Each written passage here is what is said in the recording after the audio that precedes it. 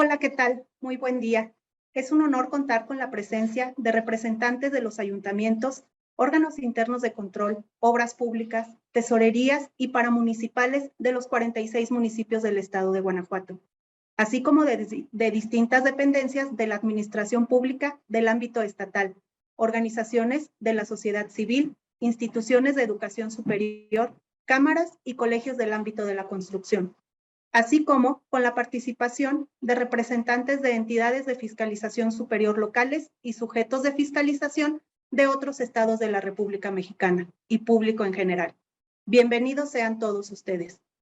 Para el Congreso del Estado de Guanajuato y la Auditoría Superior del Estado de Guanajuato, de manera conjunta con la Secretaría de Infraestructura, Conectividad y Movilidad, Cámara Mexicana de la Industria de la Construcción, Delegación Guanajuato, y la Asociación Nacional de Laboratorios Independientes al Servicio de la Construcción, AC, Delegación Guanajuato, es un placer darles la bienvenida a este primer conversatorio del año en materia de obra pública, en la que abordaremos el tema Unidad Estatal de Proyectos.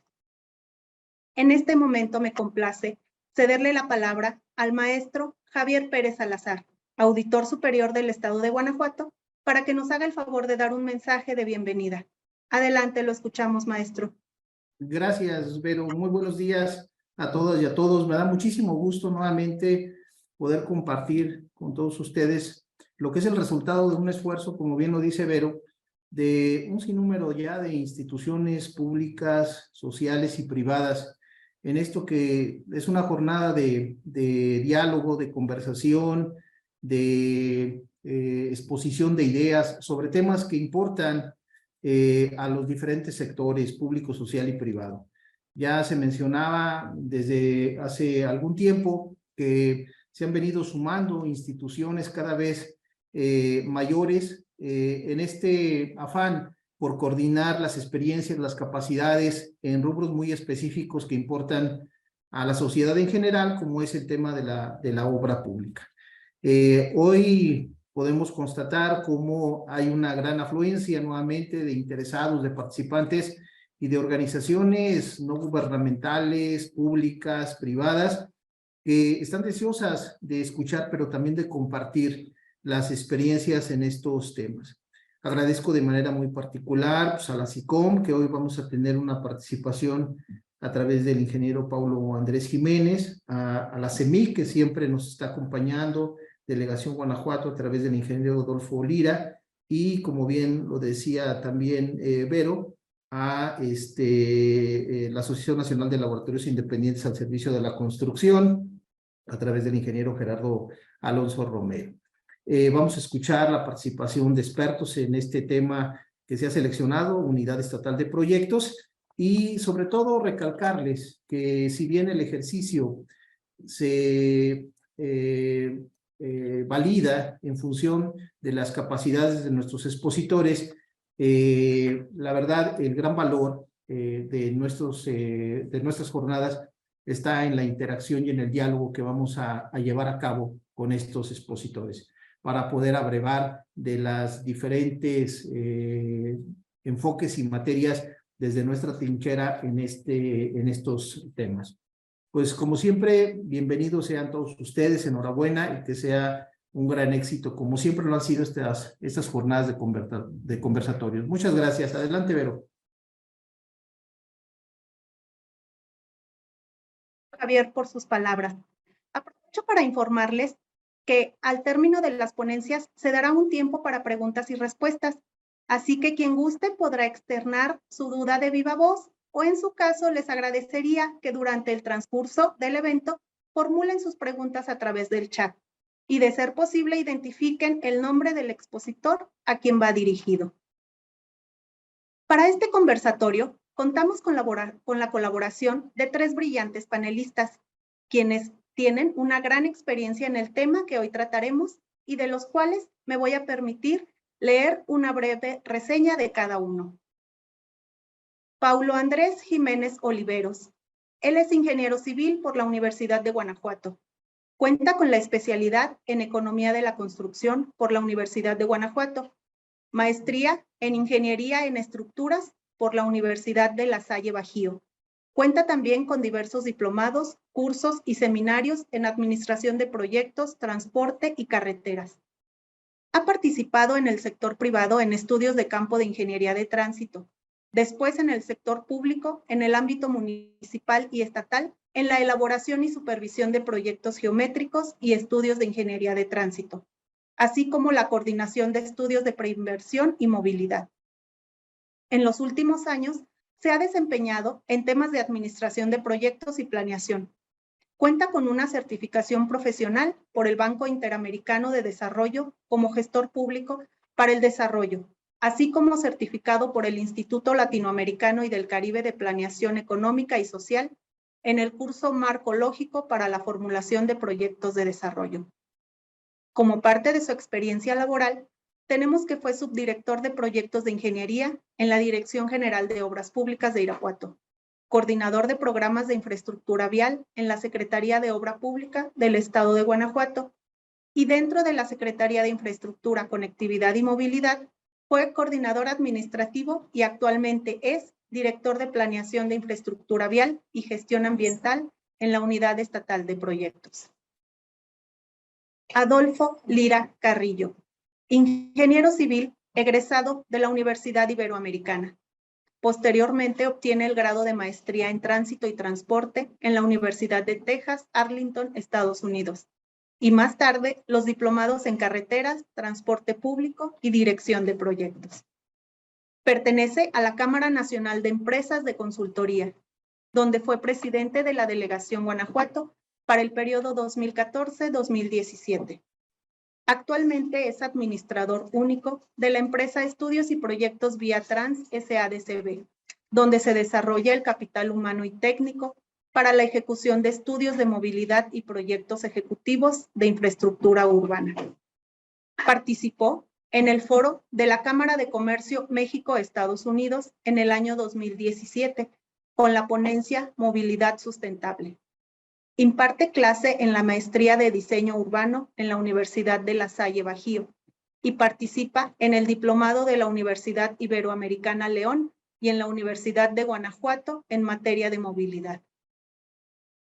Dentro de sus principales desarrollos se encuentran el proyecto del distribuidor vial Juan Pablo II en la ciudad de León, Guanajuato, proyecto de la carretera Reynosa y Río Bravo en Reynosa, Tamaulipas, diseño geométrico del puente para el Aeropuerto Internacional de Dallas, Texas, con tráfico mixto, automóviles y aviones, proyecto de la modernización del entronque Santa Fe de la ciudad de Guanajuato, Guanajuato, estudio de movilidad en la glorieta Santa Fe, reubicación de la caseta de cobro y propuesta de una vía de acceso alterna a la ciudad de Guanajuato capital.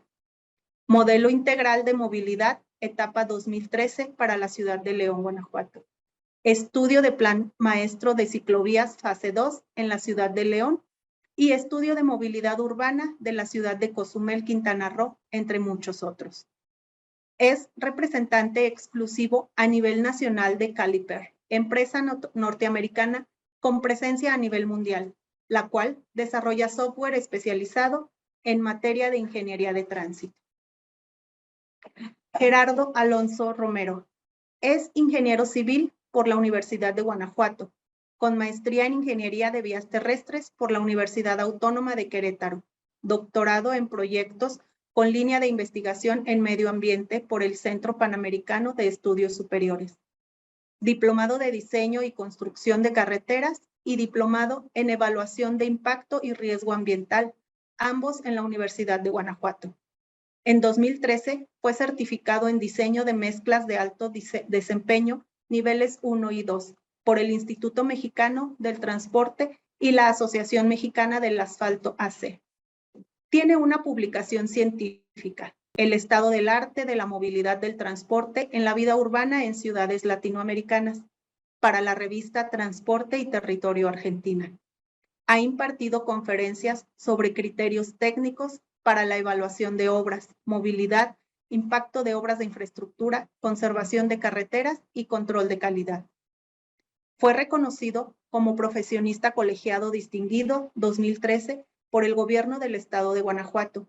Ha sido profesor en el Departamento de Ingeniería Civil, Campus Guanajuato, en la Facultad de Ingeniería Geomática de la Universidad de Guanajuato y en la Universidad Iberoamericana León. Ha sido encargado del Instituto Municipal de Planeación de Guanajuato, director general de Desarrollo Urbano de este municipio, director de Construcción Zona Norte, director de Verificación y Pruebas y jefe de Departamento de Geotecnia en la Secretaría de Obra Pública. Actualmente se desempeña con su despacho en las áreas de mecánica de suelos, control de calidad y proyectos de vías terrestres. Obtuvo la certificación de su sistema de gestión de calidad bajo la norma ISO 9001-2008, con alcance de gestión de soluciones en control de suelos, concretos y asfaltos para la industria de la construcción, y actualmente cuenta con acreditación ante la Entidad Mexicana de Acreditación como laboratorio de ensayo en construcción en el área de concreto. Es miembro de sociedades técnicas y gremiales, como la Asociación Mexicana de Ingeniería de Vías Terrestres AC, Asociación Mexicana de Asfalto AC, Sociedad Mexicana de Ingeniería Geotecnia, Colegio de Ingenieros Civiles y Asociación Nacional de Laboratorios Independientes al Servicio de la Construcción AC, de la cual fue secretario técnico y secretario administrativo nacional, presidente de la Delegación Guanajuato y miembro del Comité Técnico de la Normalización ante el Organismo Nacional de Normalización y Certificación de la Construcción y Edificación. Muchas gracias a todos por aceptar nuestra invitación a participar en este conversatorio. Y pues bueno, sin más preámbulos, damos paso a las ponencias de este conversatorio, iniciando con la intervención del ingeniero Paulo Andrés Jiménez Oliveros, director de Planeación Estratégica de Infraestructura Vial y Gestión Ambiental de la Secretaría de Infraestructura, Conectividad y Movilidad del Estado de Guanajuato, quien nos hablará de la administración y preparación de proyectos. Adelante, por favor, ingeniero, con tu presentación. Muchas gracias. Buen día a todas, a todos. Un gusto poder estar aquí el día de hoy en este conversatorio. Agradecido por la invitación a la SED. Y bueno, el tiempo que tengo es muy limitado de alguna manera. Voy a ser muy breve en algunos puntos. Agradezco también aquí a la SICOM, al ingeniero Galo Villalpando también, que nos permitieron estar el día de hoy en nuestra ponencia. Y bueno, sin más ni más, quiero platicarles que el tema va abordado como en 3 rubros principalmente. Originalmente quiero partir desde la concepción del proyecto e una necesidad de romper un paradigma antes de llegar al fondo de este asunto. Luego quiero platicar de casos reales que han existido, que están vigentes al día de hoy, y con un cierre de qué es lo que hacemos acá en la Unidad Estatal de Proyectos y cuál es la importancia de cómo hacemos y cómo aplicamos todo este tema de la administración de proyectos de alguna manera. Partimos entonces de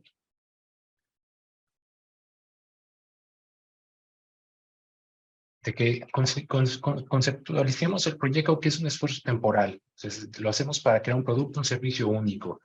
Este servicio es un servicio único que tiene un inicio y un fin, por eso es un esfuerzo temporal. Tiene un inicio y un fin bien establecidos. Participa tanto el hombre como la mujer en un trabajo en equipo y es evolutivo.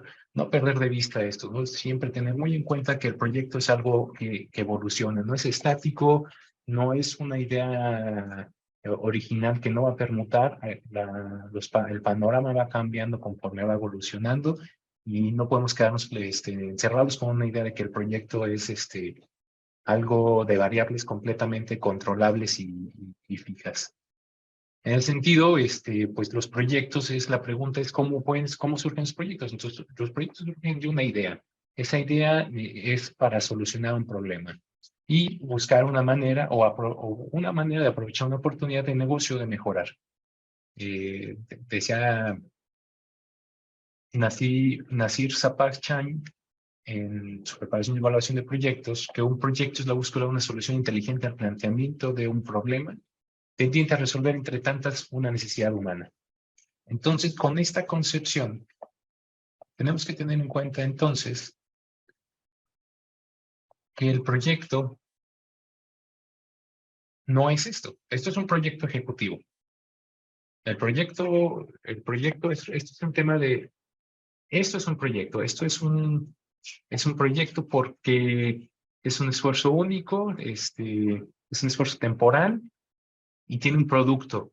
Ese es un producto que le ofrecemos, es un producto o servicio que estamos ofreciendo para cumplir un objetivo, ¿no? Mediante la producción de entregable. Este es el entregable. Esto es un proyecto ejecutivo. Entonces, de aquí en adelante en esta presentación los invito a que concibamos el proyecto como esto. Este es un proyecto ejecutivo a la izquierda de un puente peatonal y a su derecha este es el proyecto realmente, el puente peatonal. Entonces, hay que romper el paradigma. El proyecto no es el proyecto ejecutivo. No puedo levantar la mano y decir, ya tengo mi proyecto listo, cuando lo que yo tengo es un proyecto ejecutivo.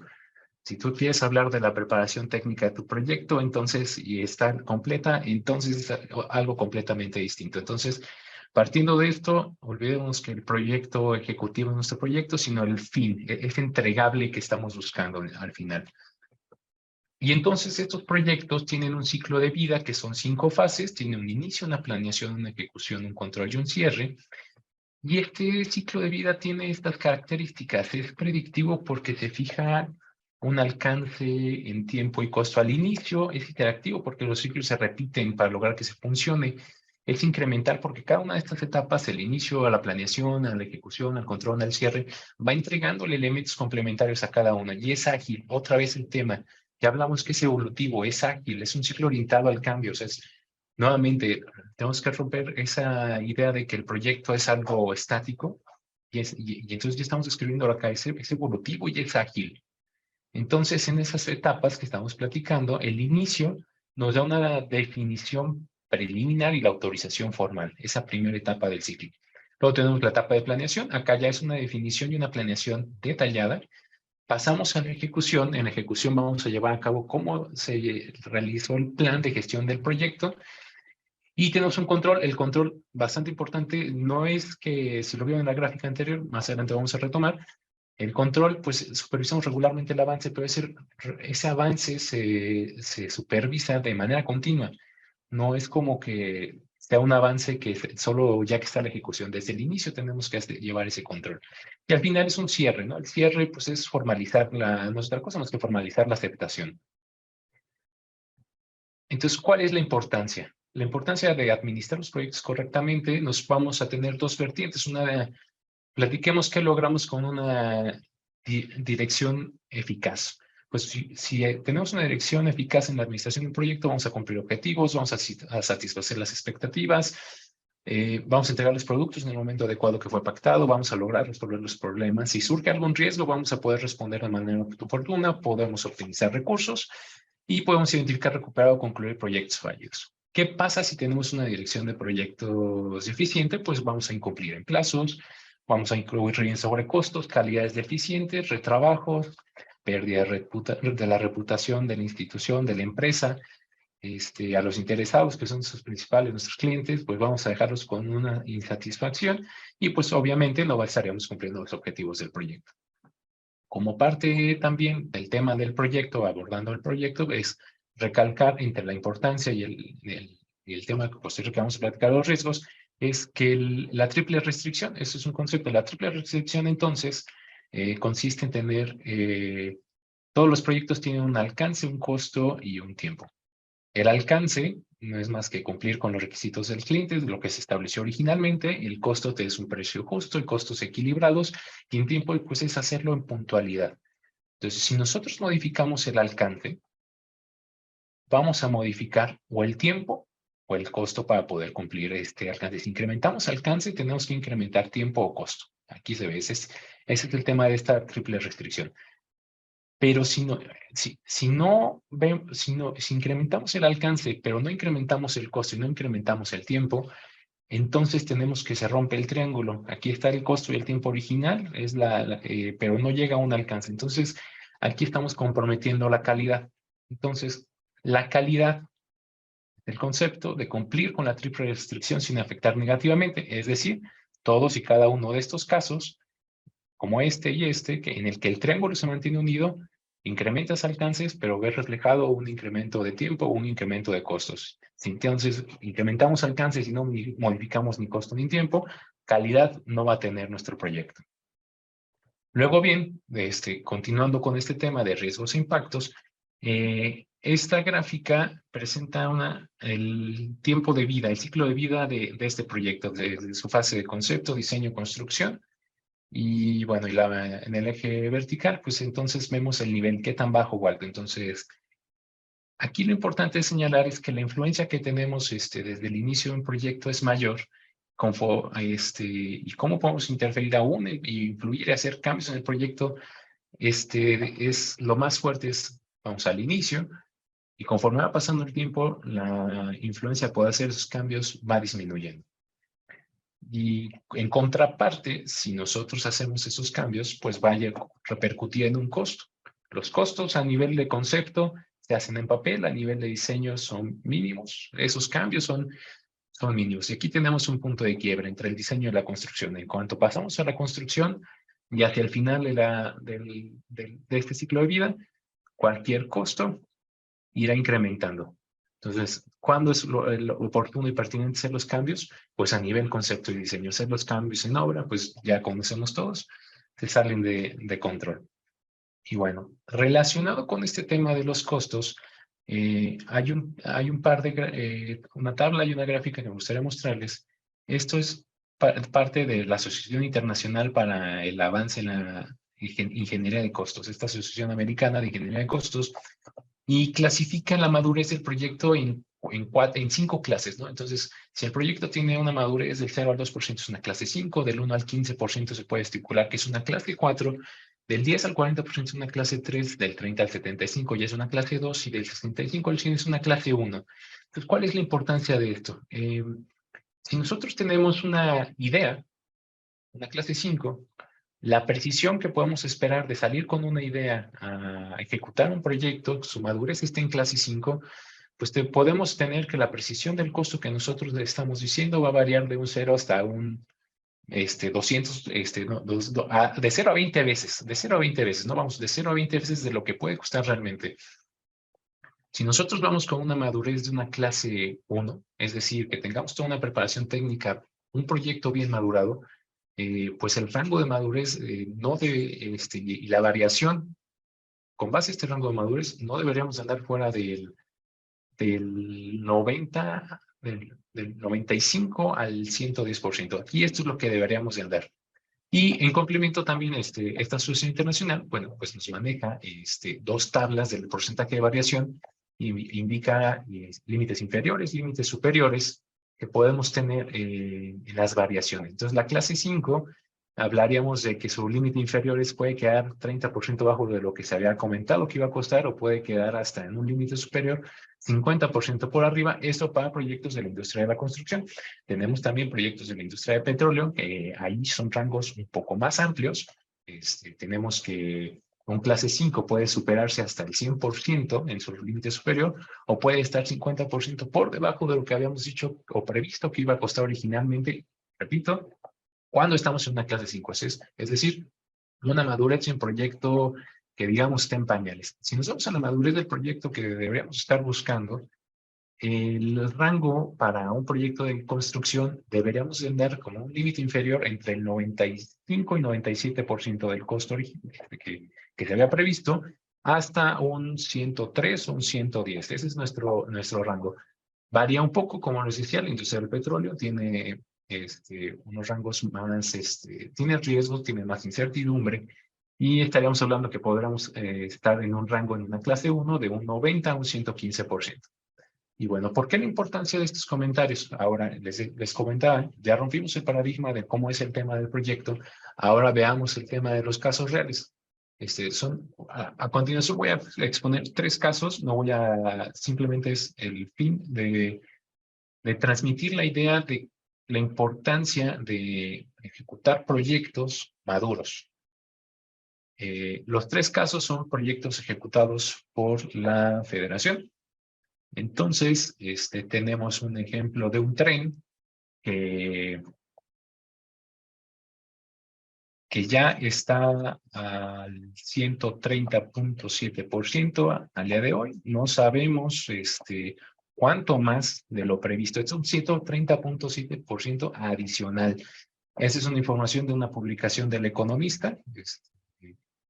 y con base a lo que está, se registró oficialmente del proyecto ante Hacienda. Entonces, el tren salió con una madurez muy baja, o sea, el 130 ni siquiera cabe en la tabla de la derecha, y entonces estamos hablando que en esta tabla andaríamos pues ya como por este rango, ya como entre un clase 2 y clase 3, que esa es una tabla más general, esta es una muy particular, pero en esta particular de industria de la construcción, definitivamente, o sea, podemos clasificar que esta era una idea. O sea, no tenía la madurez suficiente del proyecto. ¿Qué es tener la madurez suficiente del proyecto? El respaldo de los estudios. Tenemos una refinería que comparemos con el tema, por esto la tabla de una industria del petróleo, y tenemos que su madurez de un 30-50%. En este caso está como en una clase 4, o sea, de 1 al 15% de la madurez del proyecto. Y por último, este es un caso de un distribuidor vial, los que son de aquí del estado de Guanajuato, identificarán, este es el distribuidor vial en intersección con el ramal a Comanjilla.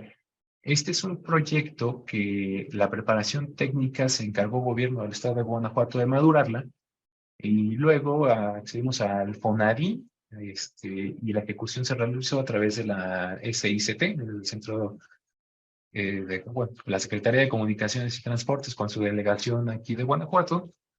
Y bueno, la madurez de este proyecto pues entregó con todos los trámites y todo en regla para poder acceder a este fondo. Y pues bueno, la sorpresa es que sí tenía una madurez del 100% y quedamos 3.39 puntos por debajo de lo que se había previsto y se había conciliado con el fondo.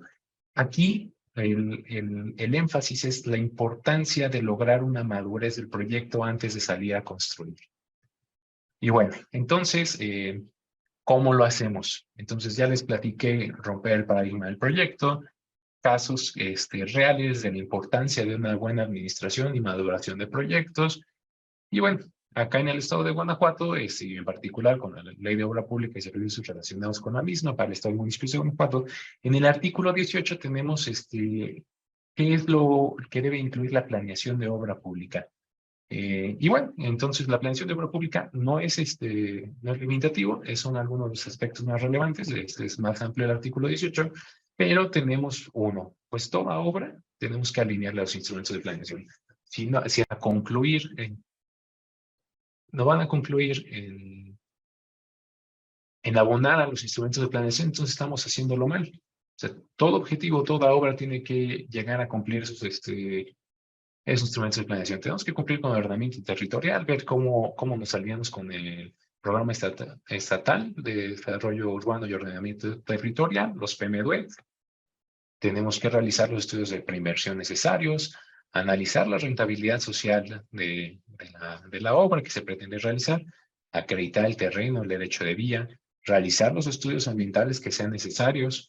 Tenemos que cumplir con los criterios de accesibilidad universal, realizar todos los estudios y proyectos que sean requeridos y pues establecer los requerimientos técnicos y características de los trabajos necesarios. Y sin más, entonces, retomando el ciclo de proyecto, que es como la guía del PMBOK, las buenas prácticas de administración de proyectos nos dicen, voy a comentar el ciclo del proyecto y cómo lo hacemos aquí en la Secretaría, y cómo lo hacemos en la Secretaría y cómo lo hacemos en la Unidad Estatal de Proyectos. Entonces, en la fase inicial de la primer ciclo que hemos platicado es el inicio, comentamos que aquí surge la idea, y posterior al inicio, ya que tenemos una idea que está autorizado y que vamos a proseguir con el proyecto, pasamos al tema de la planeación. ¿Qué tenemos que hacer? Primero, pues tenemos, como lo platicamos hace rato, alinear a todos los instrumentos de planeación. Tenemos que alinearnos a ver cómo vamos a cumplir y cómo vamos a abonar con las metas del 2023, los ODS. Luego bajamos al cómo vamos a abonar, cómo nuestra obra va a abonar al Programa Estatal de Desarrollo, a su vez al programa de gobierno, los programas sectoriales, los programas especiales. Y en su caso de los municipios, luego tendrían que ver, además de esas alineaciones, cómo alinean a su programa municipal de desarrollo, cómo alinean a su programa municipal de gobierno. Ya al final, también el no dejar de lado cómo convive esto con los PMDUETs y el PDUET. Luego, pues tenemos que ver el tema de la aceptación social. Por un tiempo muy largo, y no me dejaron mentir, a los que son de León, Cuando se iban a realizar proyectos de pavimentación de calles en el municipio de León, un tema para, sobre todo sus proyectos que llevaban aportación de la ciudadanía, es que la ciudadanía no quería calles que no fueran de concreto. Si las calles las ponían de asfalto, la ciudadanía no estaba dispuesta a aceptar ese tema de concurrir con una participación monetaria para una calle. Entonces, esa es la importancia de la participación social. Luego tenemos pues el derecho de vía, tenemos que acreditar la propiedad. Aparentemente hay vialidades, por ejemplo, que existen en todos los municipios a lo largo del estado, que aparentemente la vialidad existe, pero no se han actualizado los registros catastrales y nos vamos a encontrar con cosas de que hay polígonos, hay propiedades que son dueñas de parte de la vialidad. Entonces hay que acreditar que para poder realizar cualquier obra tengamos ese derecho de vía o esa escrituración. Luego tenemos pues, los proyectos ejecutivos, lo hacemos en la fase de planeación, obtenemos el costo que cuesta ese proyecto, para cuánto nos va a costar esa obra, los trámites ambientales. Todo esto es, y sobre todo por la dirección aquí que me toca y estoy muy honrado de dirigir, no podemos dejar de lado el tema ambiental. Todo tiene que alinearse y todo tiene que cumplir con un respeto al medio ambiente. Los trámites normativos y legales que tenemos que hacer con otras instancias. Y luego, pues tenemos que evaluarlo como un proyecto de preinversión. Aquí voy a hacer un alto. Quiero recapitular y hacer un énfasis de el tema de la planeación. En esta parte del ciclo tenemos, bueno, también aquí está el tema de movilidad. Entonces, nuestros proyectos ejecutivos, que no son el proyecto como quedamos, tienen que tomar en cuenta lo ambiental, la movilidad, la disponibilidad del derecho de vía, la aceptación social, cómo se alinean los instrumentos de planeación, tener todos los trámites y estar completamente en regla con la normativa, ser rentable socialmente. Esta es la clave del éxito para que cualquier proyecto pueda funcionar y seguir adelante. El siguiente ciclo, pues ya tuvimos el proyecto, nuestra preparación y demás, y nos vamos a la obra. Comenzamos a ejecutar. Y con ello, quiero comentar que el ciclo del control viene básicamente desde el inicio y llega hasta el final como el cuarto ciclo. ¿Qué hacemos con el control? Aquí en la Secretaría realizamos un monitoreo y ese monitoreo lo realizamos constantemente de manera semanal desde dos vertientes. Monitoreamos la preparación y monitoreamos la ejecución. ¿Qué más están las partes del control? La supervisión de la obra, todos nuestros supervisores y nuestras supervisoras de obra que son los ojos de la Secretaría para la correcta ejecución de estos trabajos, ya sean estudios, proyectos o servicios u obras. Y también tenemos por parte de este lado, tenemos el tema de los laboratorios, las pruebas que se realizan. Y al final el cierre, como quedamos, es la formalización de cómo se aceptan los trabajos.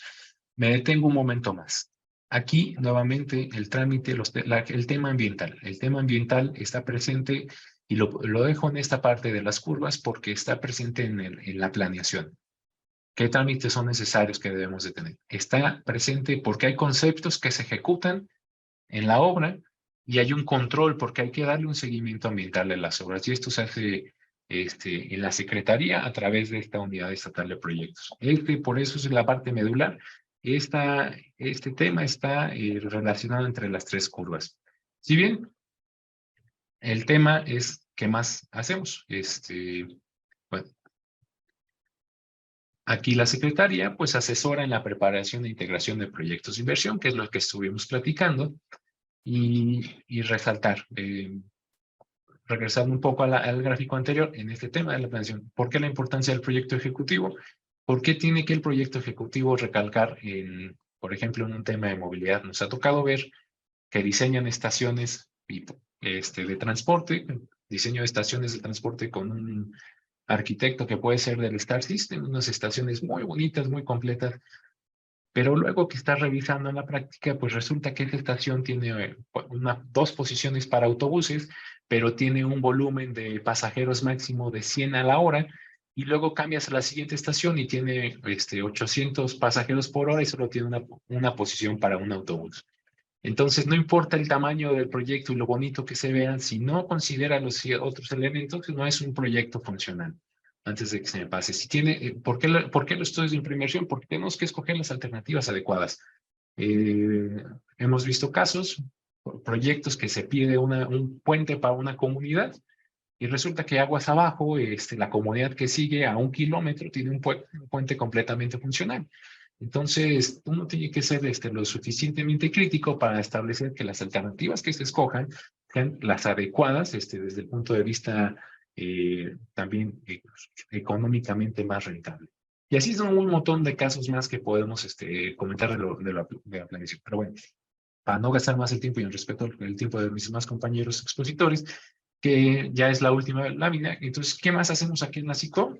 Pues entonces son temas de asesoría. Asesoramos en la preparación e integración de proyectos de inversión, asesoramos en la integración de estudios de preinversión para estos proyectos, asesoramos en los trámites y seguimientos ambientales que se tienen que dar a estos proyectos en general, asesoramos en cómo debes de acreditar tu propiedad, asesoramos también en los precios unitarios, en los costos, y asesoramos en la elaboración de integración de los proyectos ejecutivos. Y esto, estimados compañeros y compañeras, es lo que realiza la Unidad Estatal de Proyectos. Entonces, esta Unidad Estatal de Proyectos que se crea en la presente administración y entra en vigor a partir del 2019, esta Unidad Estatal de Proyectos nos dedicamos a preparar, asesorar en la preparación e integración de proyectos de inversión. Ojo, y aquí nuevamente y haciendo el énfasis del paradigma que los invité a romper desde un inicio, no hacemos proyectos ejecutivos. Aquí nosotros los ayudamos, los asesoramos a preparar e integrar el proyecto en todo su ciclo de vida, como aquí lo mencionamos. Para el tema de proyectos ejecutivos, tenemos direcciones de proyectos aquí al interior de la Secretaría que pueden cumplir con ese asesoramiento. El tema de precios unitarios y de costos, tenemos una dirección de ingeniería de costos y además está la Unidad Estatal de Costos. Están los tabuladores que se publican regularmente a lo largo del año y se están actualizando para estandarizar los precios según las regiones del Estado. Y para el tema de la acreditación de propiedad, pues tenemos nuestra Dirección de Derecho de Vía, que depende de la Dirección General Jurídica. Y sin más por el momento, y para darle pauta a mis demás compañeros, les agradezco mucho que hayan prestado atención y cualquier duda o comentario, estoy a sus órdenes y estoy al pendiente de la siguiente ronda de mi fase.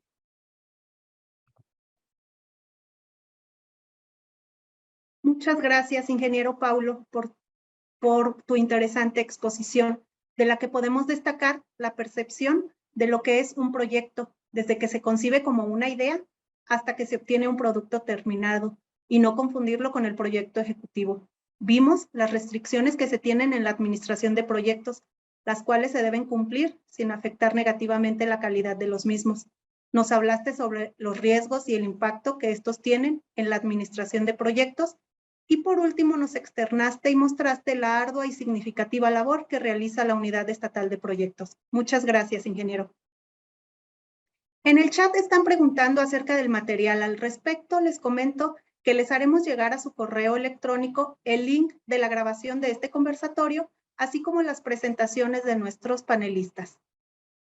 Enseguida tenemos la participación del ingeniero Adolfo Lira Carrillo, integrante y representante de la Cámara Mexicana de la Industria de la Construcción, Delegación Guanajuato, quien tratará el tema elaboración de proyectos ejecutivos de la obra pública. Adelante, ingeniero. Muchas gracias. Muchas gracias. Muy buen día a todos. Espero no tengamos problema de audio, que me puedan escuchar bien. Voy a compartir ahora mi presentación. Sí, pues la idea fundamental es complementar y a lo mejor un poco empalmar lo que comentó ya Paulo y sobre todo hacer notar la importancia de la Unidad Estatal de Proyectos, que es una estructura administrativa que se acaba de implementar o recientemente se implementa con la llegada de esta nueva administración, y que realmente creemos como grupo que es un apoyo para el buen hacer, el bien hacer de la obra y del sector para todo el Estado. Para ello voy a tocar más que nada el tema del desarrollo de los proyectos ejecutivos, cómo se clasifican en general. Los proyectos ejecutivos se clasifican básicamente en 3 grandes rubros, como edificación, el desarrollo de infraestructura para la movilidad y hay muchos proyectos combinados entre ellos que se empalman. Cada uno tiene sus aplicaciones, cada uno es diferente para atenderlo, sobre todo los de edificación comparados contra los de vialidades o infraestructura, presentan diferencias que son importantes. Y este es un proceso general del desarrollo de un proyecto para un proyecto de edificación. Primero, bueno, se determina la necesidad de un proyecto, si necesito una escuela, si necesito un hospital, si necesito unas oficinas de gobierno o necesito reubicar una caseta, en fin. Se deben de hacer estudios previos para poder determinar superficies y espacios, para poder determinar cuánto terreno necesito, cuánta área voy a necesitar para poder desarrollar el proyecto. Y en base a eso, pues determinar polígonos, ya poder definir un terreno y decir, bueno, o posibles terrenos, tener opciones. Obviamente también la disponibilidad es algo que es fundamental en la evaluación. Después es la definición final del terreno para poder hacer el desarrollo del proyecto. En esta decisión también es muy importante considerar el tema del impacto ambiental, que, bueno, como todos sabemos, a últimas fechas ha cobrado una relevancia muy, muy grande y que siempre es importante considerar. Después de ahí, una vez teniendo el terreno y la factibilidad del impacto ambiental o el previo o la prefactibilidad del impacto ambiental, pues ya se procede a hacer el desarrollo del proyecto arquitectónico, considerando la accesibilidad universal. El proyecto arquitectónico requiere de llevarse a hacer un proyecto ejecutivo, es decir, complementarlo con proyectos de instalaciones, estructuras, cancelería, en fin. Esto nos va a llevar a tener un presupuesto de obra que nos permite, junto con el proyecto ejecutivo, tener un instrumento para poder gestionar recursos que nos va a permitir buscar la ejecución del proyecto como tal. Se consiguen los recursos, se tiene la suficiencia de recursos y se hace la ejecución de la obra como tal. Ahí pasamos ya a la ejecución de la obra. Para temas de movilidad, bueno, es muy importante saber qué modo se va a atender.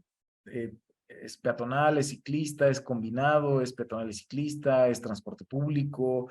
El transporte público obviamente conlleva el tema de la articulación con los demás modos, en fin. Revisar siempre la planeación estatal y local para ver si ya se tiene algo previsto, si ya hay algunas condicionantes o algunos criterios de diseño. Considerar todos los estudios complementarios que la planeación no tenga, como comentaba el ingeniero Paulo, es importante determinar capacidades, determinar espacios, determinar volúmenes, que los proyectos, además de que sean bonitos, sean suficientes y cumplan con todas las normas, como les comentaba el tema ambiental, que también es muy, muy importante. Hacer propuestas y elegir de las propuestas, pues la solución que a lo mejor no es la perfecta, pero es la que mejor se adecua a las necesidades de la zona y no solo de la zona, sino también de las posibilidades que existen para poder ser construido, de la disponibilidad de recursos, disponibilidad de no solamente recursos económicos, sino recursos materiales, de espacio, de materiales, en fin. A la adquisición de derecho de vía que sea necesario, como les comentaba, el impacto ambiental, ya como tal, como requisito, el proyecto ejecutivo, considerando la accesibilidad universal, que el proyecto ejecutivo nos va a llevar al presupuesto de obra, que en conjunto son el instrumento para poder buscar la suficiencia de reducción de la obra. Comentábamos acerca de los elementos para un proyecto de desarrollo de infraestructura para la movilidad y el concepto que comentaba el ingeniero Paulo respecto a que es muy importante no solo tener el desarrollo de proyectos de infraestructura, sino también que sean adecuados para la capacidad. La infraestructura se debe de desarrollar siempre para para cierta capacidad, que sea funcional y que sea capaz de soportar bajo ciertos parámetros la demanda. Y esos parámetros están establecidos pues de manera numérica por diferentes manuales que existen en la actualidad. En general estos son los elementos y después pasábamos al tema de los proyectos mixtos, donde les comentaba que los proyectos mixtos pues tienen proyectos de ambos y que deben de ser desarrollados en cada elemento de acuerdo a su metodología, pero también cuidando su integralidad. Siempre es muy importante ver que cada elemento se articule de manera adecuada con el resto de los demás componentes del proyecto. Es muy importante no perder de vista este tema y sobre todo brindar el tiempo para que se pueda dar esta revisión en el tema de la integralidad y de que realmente estamos diseñando una unidad y no elementos aislados. ¿Por qué es importante desarrollar proyectos ejecutivos? Bueno, la ley lo exige, que en el país pues ha venido haciéndose durante los últimos 15, 20 años por exigencias externas que nos fueron forzando a hacer proyectos ejecutivos y hacer proyectos ejecutivos para, en el afán de mejorar, de promover una mejor práctica en el desarrollo de la infraestructura.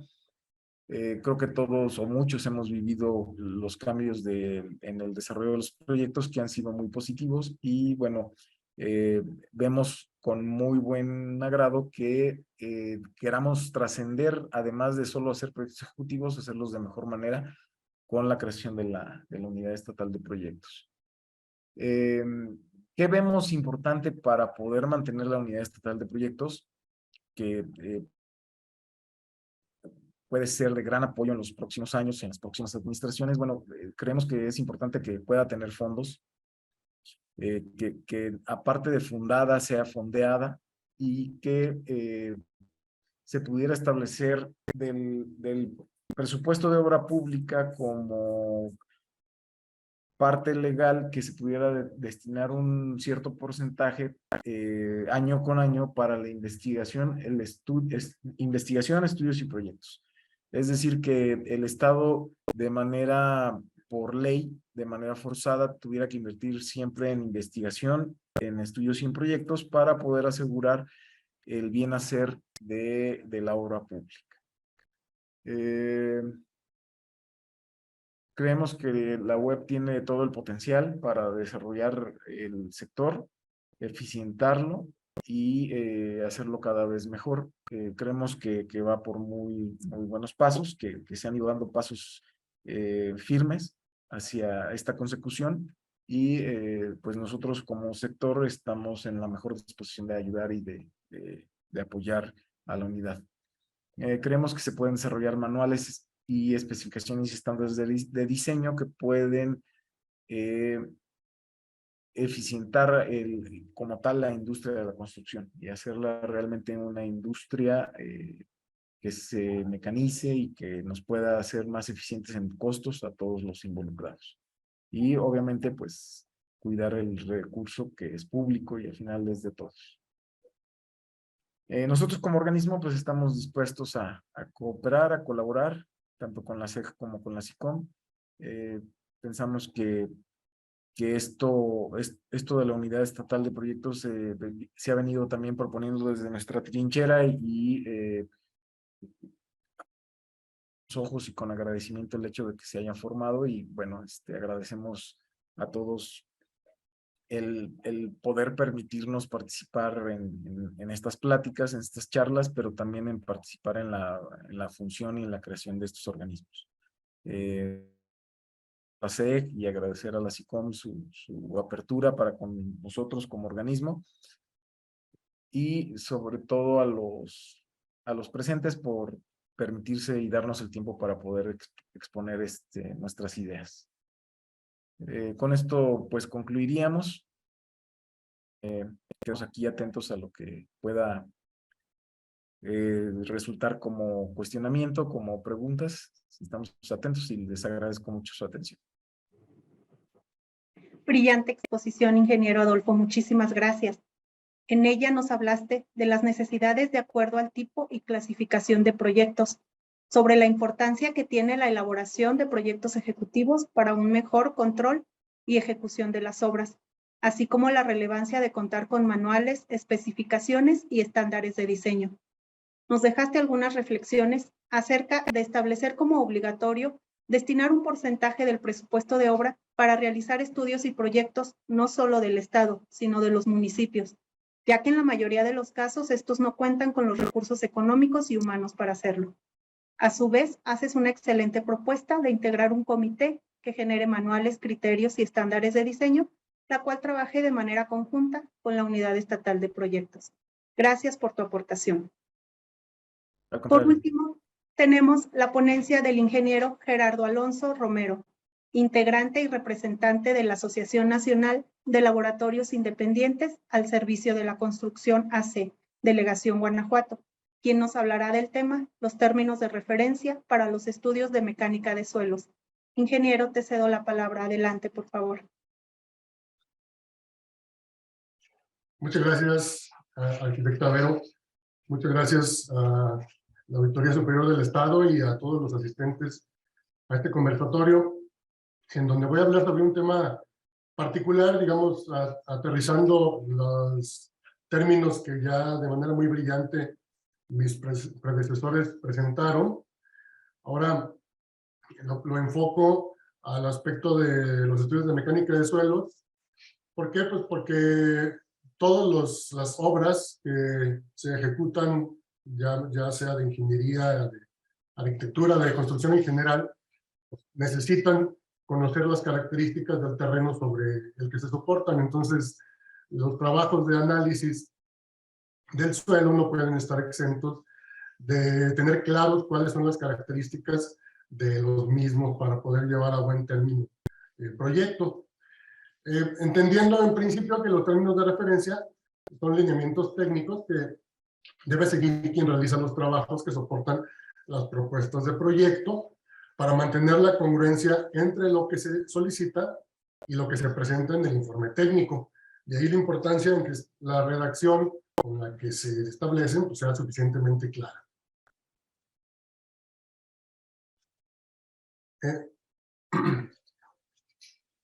Como un contenido general de esta presentación, en primer lugar voy a hablar de las definiciones que podemos encontrar de manera oficial en nuestra Ley de Obra Pública Estatal y en su reglamento. También hablaré un poco de manera breve los artículos en donde estos ordenamientos, donde hacen referencia a este concepto y especificando el nivel de detalle en el que lo establecen. Ahí vamos a darnos cuenta de que en realidad lo plantean de manera genérica. De manera un poco más profunda, voy a mencionar el contenido característico o genérico que deben tener los términos de referencia, que de manera particular determina la SICOM como un buen ejemplo de estos documentos en donde se definen los alcances, porque la SICOM es una dependencia que tiene amplia experiencia en este tema. También es necesario precisar algunas discrepancias frecuentes, que de hecho es una de las partes, digamos, centrales de la presentación, entre los alcances que se indican en los términos, pero no se precisan en la descripción del concepto que solamente se enuncia en un catálogo de conceptos de proyecto. Y esto nos lleva, lamentablemente, a que los costos del proyecto no siempre pueden tener el consenso de las áreas de costos de la dependencia y del contratista del proyecto. Entonces, también es necesario mencionar que la supervisión del proyecto, al revisar el documento que entrega, en su caso, el laboratorio o el contratista del propio proyecto, hace observaciones que no en todos los casos están derivadas de lo que se indican en los términos de referencia. Pero bueno, el objetivo de hacer estos señalamientos no es simplemente resaltar discrepancias, sino más bien plantear algunas propuestas para seguir afinando el mutuo entendimiento en lo que afortunadamente, como analicé, hemos estado avanzando de manera muy productiva, tanto con la SICOM como con la Unidad Estatal de Costos. Y a partir de ahí, bueno, pues llegaremos a algunas conclusiones pertinentes. ¿Qué nos dice el artículo 3 de la Ley de Obra Pública? Pues, en pocas palabras, se refiere a cómo se materializa una obra a través de documentos llamado proyecto ejecutivo, cuya elaboración sigue lo indicado en los términos de referencia, además de normas y especificaciones aplicables. Es decir, hay proyectos de referencia, términos de referencia para todo el proyecto ejecutivo. En este caso me estoy enfocando de manera más específica a los de mecánica de suelos. Los términos de referencia, entonces, contienen la descripción de los alcances del servicio, el producto esperado y las formas de presentación. En el reglamento, como viene aquí el artículo 4 referido, ya no se mencionan los términos de referencia de manera explícita en la definición que se hace de proyecto de ingeniería. Por lo tanto, queda implícito que en la ley ya se estableció como guía para el desarrollo de los trabajos y la manera de presentar el producto. Ahora, la integración de la propuesta de proyecto en la ley nos dice en qué momentos los términos de referencia entran en juego, y estos son la participación en una licitación, la formalización de contratos de obra y contratos de servicios relacionados con la obra. En el artículo 90 lo encuadran en los requisitos mínimos para que el expediente técnico pueda validarse. Es decir, el documento llamado términos de referencia debe tener la profundidad técnica que la dependencia decida, siempre y cuando cumpla con los requisitos mínimos para su validación. Y aquí vale la pena hacer algunas reflexiones, ¿no? Muchas veces, lamentablemente, como proyecto ejecutivo, se presentan algunos planos y algunos documentos escuetos que no cumplen con requisitos mínimos para su validación, a menos que quien lo valida, pues, omita de manera voluntaria o involuntaria la profundidad técnica que debe de tener el documento para que cumpla con el objetivo del proyecto. Entonces, habrá que hacer énfasis en que para el caso de los proyectos elaborados por administración, también se requieren los términos de referencia como guía para la elaboración del documento, para dar la certeza de que se elaboren proyectos ejecutivos que cumplan con los requisitos técnicos que están definidos en los métodos de diseño de pavimento, por ejemplo, o en los cálculos de cimentación de una edificación. También suele suceder que muchas veces el proyecto realizado por administración lleva un planteamiento técnico y lleva una propuesta que, digamos, en términos generales tiene los alcances necesarios, pero después empiezan a aparecer las omisiones o los faltantes o los problemas derivados de que los alcances técnicos presentados en el proyecto no fueron suficientemente definidos, y eso nos lleva a que no hubo la preparación de términos de referencia, o los términos de referencia pues no abundaron lo suficiente para establecer los alcances correctos. Ahora, en el artículo 257 del reglamento se mencionan de manera enunciativa qué tipo de información deben tener los términos de referencia. Ahora, de estos 5, digamos, temas principales, el alcance técnico y económico queda prácticamente definido en el punto 1, donde se refiere a la descripción precisa de los servicios, y un poco al punto 5, donde se habla de la metodología, que no en todos los casos se indica. Lo demás, en cuanto a plazos, información técnica, especificaciones, son cosas hasta cierto punto obligadas, pero no son parte de un alcance específico, digamos, como traje a la medida del proyecto que prepara la dependencia. Por eso menciono que el punto 1 es, digamos, el fundamental. Por ejemplo, vamos a pensar en una exploración de pavimento en un proyecto de rehabilitación de una vialidad.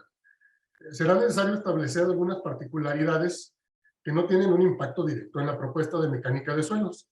¿Qué quiere decir eso? Por ejemplo, si se trabaja en una vialidad en operación, pues se tienen que establecer los dispositivos de desvío y protección, desvío del tránsito y protección de obra. Se tiene que establecer lo que implica la demolición del pavimento y el reemplazo del pavimento. Todo ello tiene un impacto en tiempo y en costo, que no se refleja necesariamente en lo que es el estudio de mecánica de suelos. Además de los alcances que sí tienen un impacto explícito, o sea, el tipo de muestreo, si se realizan pruebas de compactación, o si se evalúa la resistencia del pavimento, entre otras cosas.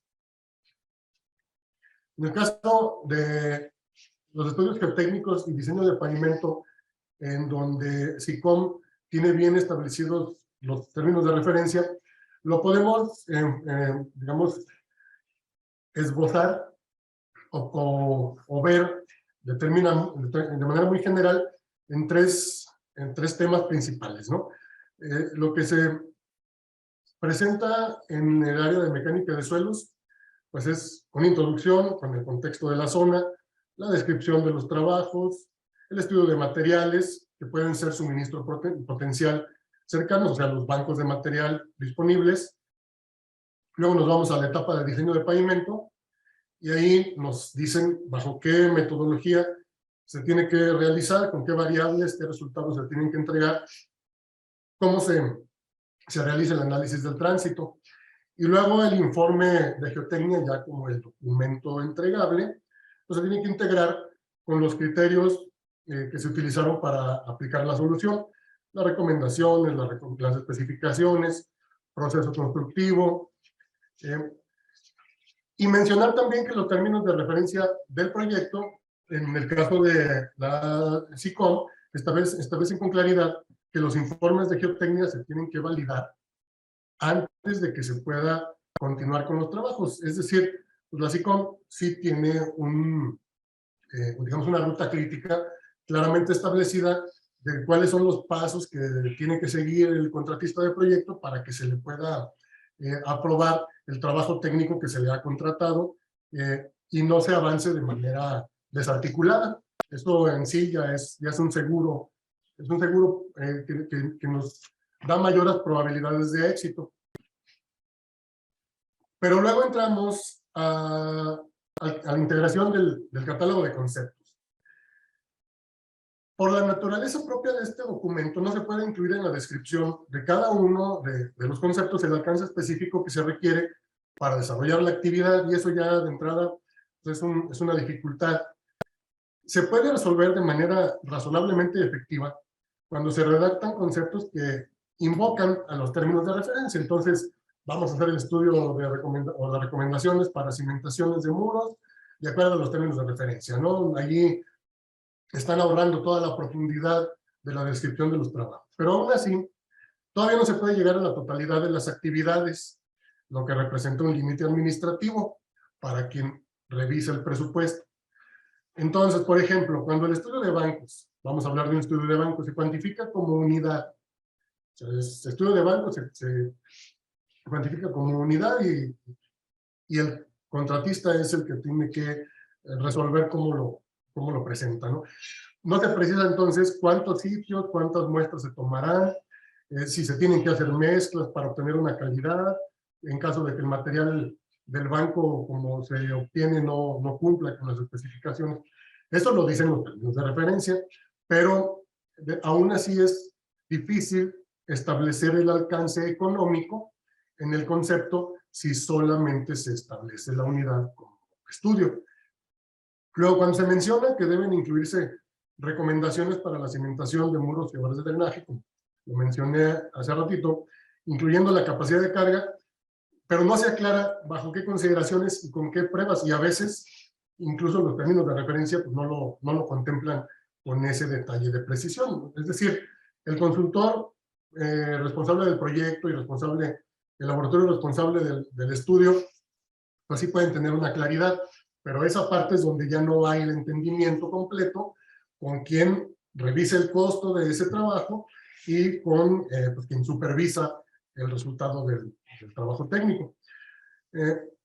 También, como ya mencioné, los conceptos de exploración establecen profundidad, número de muestras, pero no mencionan los trabajos de apoyo que tienen impacto en el costo y duración. Y luego viene la parte, digamos, más extrema, ¿no? Cuando el informe de mecánica de suelo se define en un solo concepto.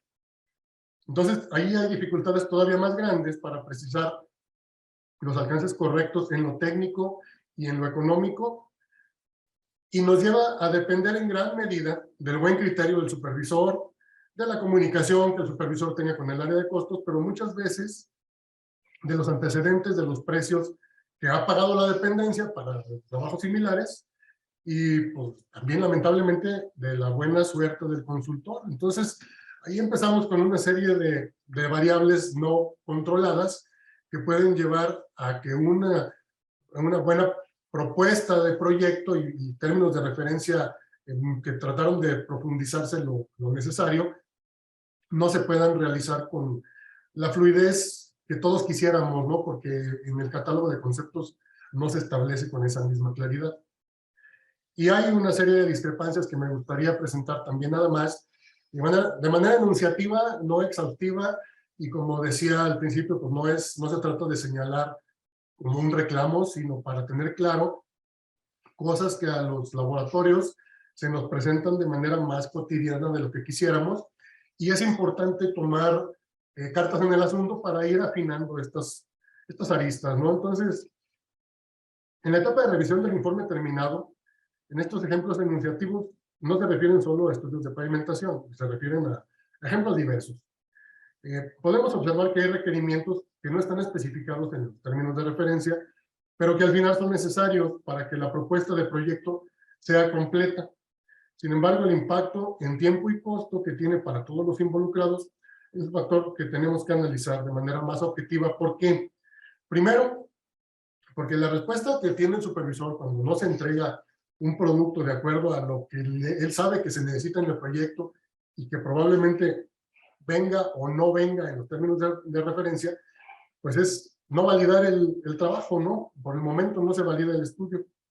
Luego, para el contratista del proyecto, pues esto representa que no puede avanzar en los planos geométricos, en las propuestas constructivas, en algunos diseños ya de ingeniería, aunque en ocasiones las observaciones no tienen impacto sobre lo que es la propuesta de proyecto, sino están en el nivel de los estudios, pero ya se predefinió que no van a tener un impacto directo en la solución, es decir, solo son de carácter complementario en el proyecto. En tercer lugar, al laboratorio. ¿Qué le implica al laboratorio? Pues retrabajar. A veces es suficiente con retrabajar una redacción, un cálculo, una información, un dato, pero a veces también tiene que hacer nuevas exploraciones, nuevas salidas, pruebas, y esto pues tiene un costo. Ese costo lo tiene que absorber el laboratorio, pero a veces es posible, si realmente se establecen con justificación los argumentos por los cuales en el momento en que se acordó el alcance no se realizaron esos trabajos, pues en ocasiones lo puede reclamar o acordar con el contratista del proyecto. Pero no se puede lograr que la dependencia pague ese trabajo adicional, porque se supone que desde el momento en que se acepta el concepto y los alcances del proyecto, pues ya queda claro para todos, pero estamos viendo que no ocurre así, no siempre. Finalmente, para todos sigue transcurriendo días efectivos en los cuales el proyecto se retrasa en su terminación. Entonces, independientemente de las consecuencias administrativas, no se cuenta con un proyecto terminado que pueda traducirse pronto en obra ejecutada para el beneficio de la sociedad. O sea, este realmente es el problema de fondo, ¿no? De no poder validar un trabajo de un estudio como parte de un proyecto. Que si no tenemos términos de referencia suficientemente claros, se detienen los trabajos, y al detenerse los trabajos, se detiene todo el ciclo que de manera tan clara y tan brillante nos platicó el ingeniero Paulo. Entonces estamos en una etapa en donde sí se pueden tomar decisiones sin un alto costo, pero aún así el impacto para la sociedad pues ya es relevante, porque no puede empezarse a construir la obra física. Entonces mi conclusión personal de esto es que no se trata de achacarle la responsabilidad a uno o a otro de los que participan en el proyecto de manera específica, sino que es el sistema que surge de la legislación que ya revisamos, en donde los alcances quedan en el nivel genérico que ya platicamos. O sea, no viene la puntualización de hasta dónde tienen que establecerse los alcances de los términos de referencia. Eso nos lleva un poco a un círculo vicioso, ¿no? Porque deben de ser un traje a la medida, pero ese traje a la medida debe de tener una guía general para que las dependencias pues sepan hasta dónde se tienen que establecer los alcances. Las propuestas es posible y es necesario hacer propuestas que nos permitan avanzar de mejor manera en el entendimiento técnico y en el trámite de validación conforme a lo que está programado en el contrato. No los voy a leer, pero de manera breve voy a mencionar que deben existir siempre términos de referencia. Esos términos de referencia deben ser congruentes entre el detalle técnico y el alcance del precio unitario del servicio. Tiene que ser desarrollado el trabajo por una empresa especializada y con las certificaciones necesarias, es decir, los laboratorios tienen que estar debidamente validados, sea por la misma dependencia, sea por una certificación de un sistema de gestión de calidad, sea por el resultado de ensayos de aptitud en donde tengan resultados satisfactorios, pero que sean laboratorios en donde alguien más haya dado un documento en donde se certifique que cuenta con los alcances necesarios para desarrollar determinados trabajos. Las observaciones deben de ser suficientemente exhaustivas y objetivas. Se debería invocar de manera más puntual lo que establecen las normas vigentes para evitar inventar el hilo negro, ¿no? Por ejemplo, un espesor de capa, y ya las normas nos dicen cuáles son los espesores mínimos, pues vamos a asumir que los laboratorios saben lo que están haciendo, pero puede ser que en alguna propuesta se establezcan espesores menores a los que dicen las normas y ahí va de regreso el estudio, cuando esto no es estrictamente necesario si se planteara datos, digamos, tan específicos, tan claros, tan sencillos de atender en los términos de referencia. Determinar especificaciones que no sean objeto de controversia, porque ya se tengan predefinidas al interior de la dependencia. Entonces, por ejemplo, hablar del periodo de diseño de un pavimento, ¿no? Inclusive hablar del el nivel de confianza de un diseño de pavimento, cosas que ya la dependencia sabe muy bien a dónde quiere llegar y le puede evitar ese doble trabajo y esa aplicación de un criterio que no siempre esté alineado a lo que quiere por parte del consultor del proyecto o de la empresa de laboratorio. Pero también hace falta generar nuevos términos de referencia para actividades que cada vez son más comunes en nuestro medio. ¿Cuáles son estas actividades? Por ejemplo, estudios de estabilidad de taludes, cálculo de estructuras de contención, los términos de referencia para la mecánica de suelos que actualmente se manejan de manera, digamos, convencional en las dependencias, pues nos hablan de los pavimentos y nos hablan de las cimentaciones para una edificación. Pero tenemos que ampliar los alcances para que ya podamos recibir los alcances y las indicaciones técnicas de los trabajos que se refieren, por ejemplo, a esto que estoy mencionando, ¿no?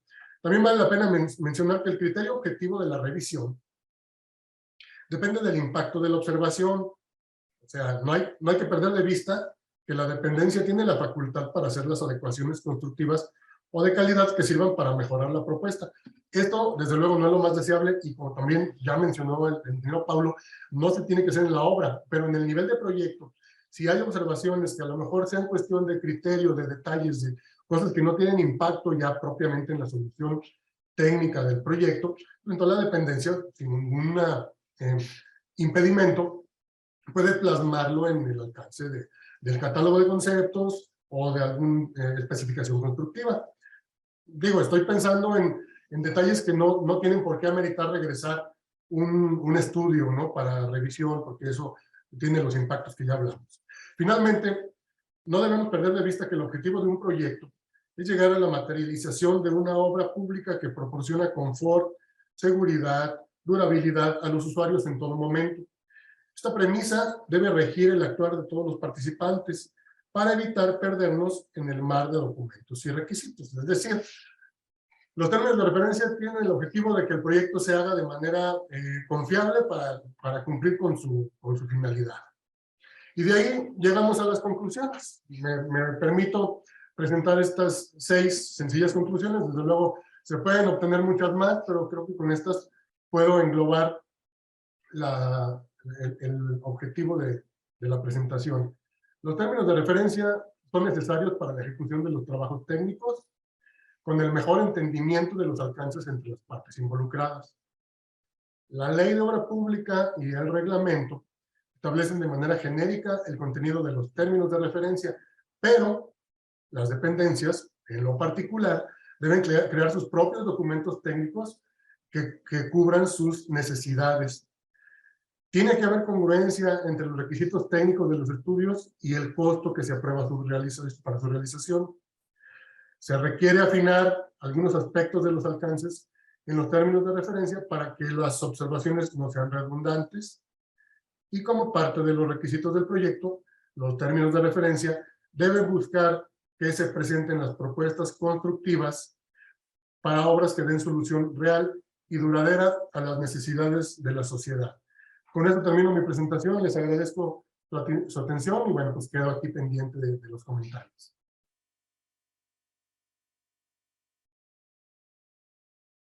Muy bien, ingeniero. Agradecemos tu valiosa intervención. Nos quedó claro la relevancia que tienen los términos de referencia para una adecuada ejecución de los trabajos.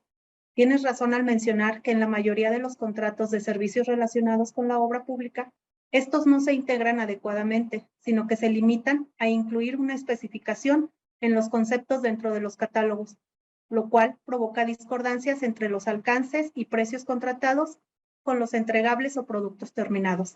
De ahí la importancia de contar con apropiados términos de referencia. Gracias por tus excelentes propuestas de cómo hacerlo. Agradecemos a nuestros 3 panelistas por sus excelentes exposiciones. En este momento vamos a dar comienzo a la sesión de preguntas y respuestas. Por lo que si alguien gusta externarla directamente, le pido por favor levante su mano para abrirle el micrófono, rogándole ser concisos y puntuales para así poder atender la mayor cantidad de dudas. Por lo pronto, vamos a dar lectura a aquellas preguntas que nos hicieron favor de escribir en el chat. Para esto le pido a mi compañero, el ingeniero Omar Soto, me apoye, por favor.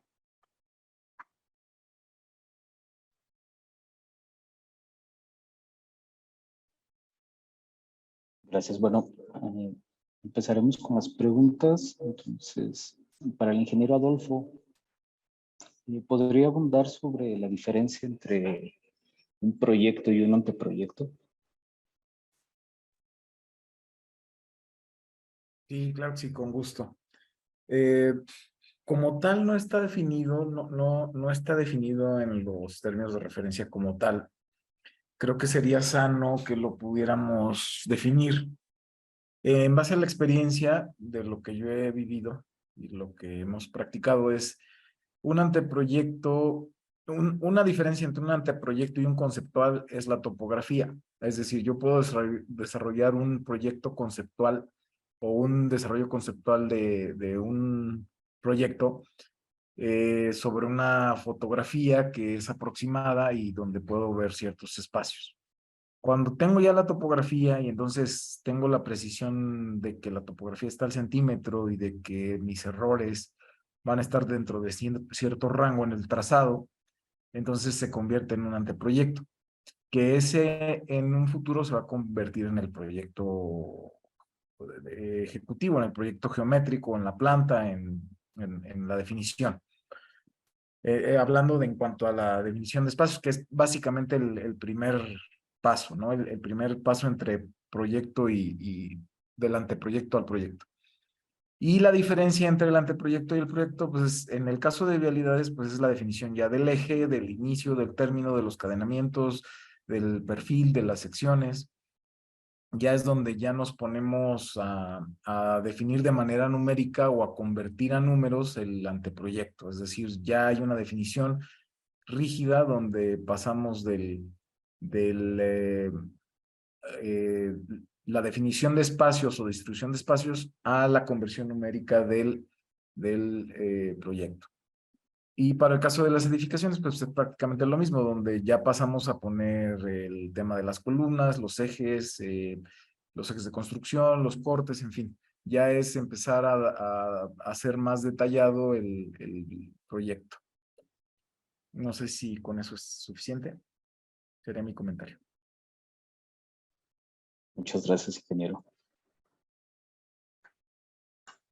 Una pregunta para el ingeniero Paulo. ¿Qué porcentaje de error se puede considerar aceptable, ya que al momento de la construcción surgen cambios por algunas inconsistencias del proyecto?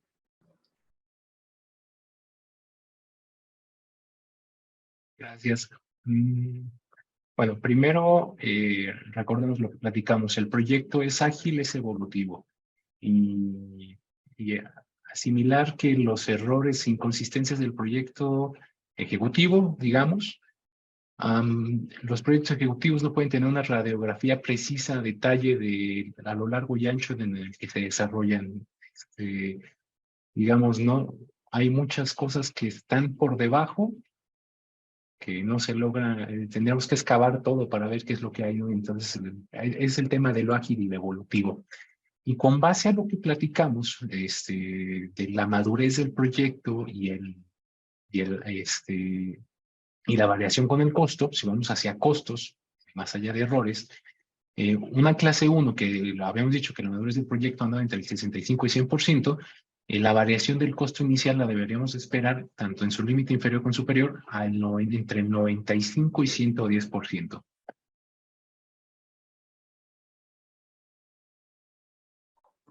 Muchas gracias, ingeniero. De igual forma, para ti, ingeniero, ¿los proyectistas están obligados a utilizar los conceptos de la Unidad Estatal de Costos para elaborar presupuestos de proyecto?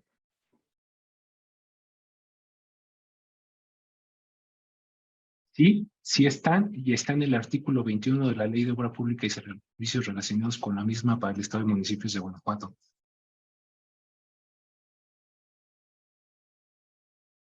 Muchas gracias. De igual manera, ¿los municipios están obligados a consultar a la Unidad Estatal de Proyectos como sucede con la Unidad Estatal de Costos? En ese sentido, no es una obligación, pero sí es una atribución de la Unidad Estatal de Proyectos el brindar esas asesorías en la preparación e integración de proyectos para todos los municipios. Es decir, para todos los municipios que estén aquí presentes, es una atenta invitación a que cualquier duda, consulta, estamos completamente abiertos y disponibles para poder asesorarlos. Muchas gracias. Para el ingeniero Alonso, ¿sería conveniente que los prestadores de servicios de laboratorio para proyectos sean los mismos que controlen la calidad en la ejecución de la obra? La ley no establece una restricción más que probablemente el tema de conflicto de interés. En ese sentido, normalmente las dependencias e incluso clientes particulares tratan de no repetir al mismo consultor, un poco por la seguridad o curándose en salud de que si hubo alguna situación que no haya sido suficientemente analizada en la etapa del proyecto y los estudios y se pueda detectar en la obra, se haga de manera imparcial. Entonces, hasta donde tengo conocimiento, no hay un impedimento normativo, pero sí es muy conveniente que sean empresas diferentes quienes realicen la etapa previa y la etapa posterior. Y luego también me voy un poquito más adelante, ¿no? Llegan a darse lamentablemente con más frecuencia de lo que quisiéramos la presencia de vicios ocultos o problemas ya de la obra en operación y de repente pues es necesario que haya un laboratorio que vaya y haga los análisis para definir qué fue lo que sucedió. Pues también lo más conveniente que sea un laboratorio que no haya intervenido en las obras, en las etapas previas. Es decir, siempre es mejor que haya la mayor imparcialidad posible en cada una de las etapas. No sé si con esto quede contestado.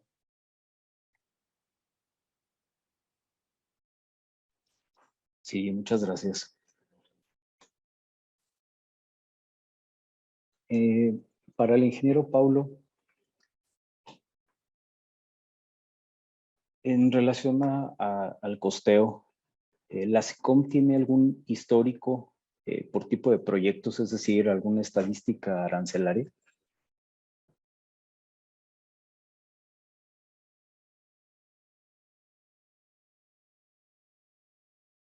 En este tema, creo que la pregunta da tema para un conversatorio independiente completamente. Los invitamos a consultar el tema del tabulador que está publicado, el tabulador de costos, que está a cargo de la Unidad de Costos aquí en la SICOM, y está publicado en la página de la SICOM misma.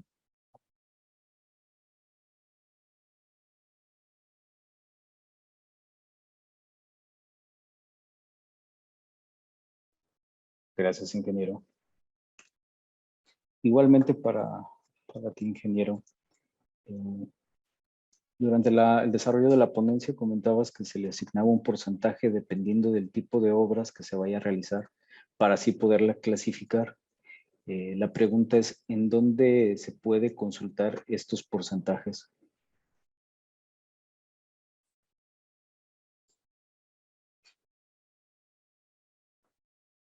No sé si se refieren a los porcentajes que vimos al tema de la madurez de los proyectos.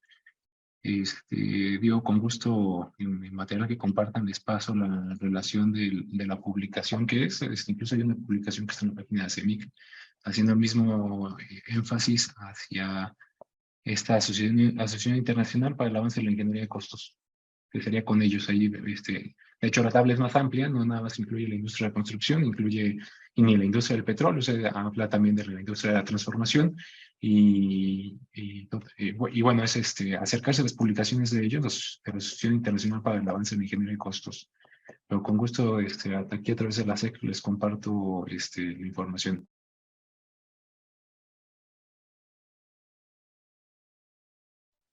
Muchas gracias. Para el ingeniero Alonso, si el laboratorio cuenta con todo para atender una obra, ¿puede hacerlo o dividen los servicios requeridos para varios laboratorios? Igual por tema de transparencia. Quiero entender que atender una obra se refiere al control de calidad, pues es lo que normalmente se hace. Se contrata a una empresa para que realice el control de calidad de los trabajos en los materiales que ocupan esa obra, donde probablemente se necesite un laboratorio diferente para evaluar algunos conceptos que no son del alcance del laboratorio, digamos, principal que realiza el control de calidad, sea en el aspecto de las pinturas para demarcaciones y señalamiento, porque esto todavía está en una etapa de que hay muy pocos laboratorios proveedores del servicio. A lo mejor cuando se hace una prueba de hermeticidad en tuberías, cuando se hace algunas pruebas en estructuras prefabricadas, pero son, digamos, pruebas o conceptos muy específicos que no tienen la incidencia en la mayor parte de la obra, como todos los conceptos, digamos, genéricos de suelos, asfaltos, concretos en donde un laboratorio lo puede realizar. Quiero entender que esa es la pregunta, ¿no? Si el laboratorio tuviera todos los alcances, no hay ningún motivo para que no lo haga, y de hecho pues, sería lo más deseable. Ahora, por otro lado, hay obras muy grandes, de proyectos muy grandes, normalmente pues pueden ser más bien federales o concesionados, en donde un solo laboratorio no puede dar el alcance de atender todos los volúmenes que se construyen, así sean del mismo tipo, ¿no? Entonces, allí se puede dividir en frentes, en grupo de actividades para llevar el control. En resumidas cuentas, no lo restringe ni lo obliga alguna normatividad específica. Eso depende del cliente y de los alcances que se contemplen en las etapas o en la obra en su conjunto. Muchas gracias. Para el ingeniero Paulo, independientemente de que la unidad de proyectos pueda asesorar a los municipios, ¿en la actualidad cuenta con algún banco de proyectos a disposición de los municipios?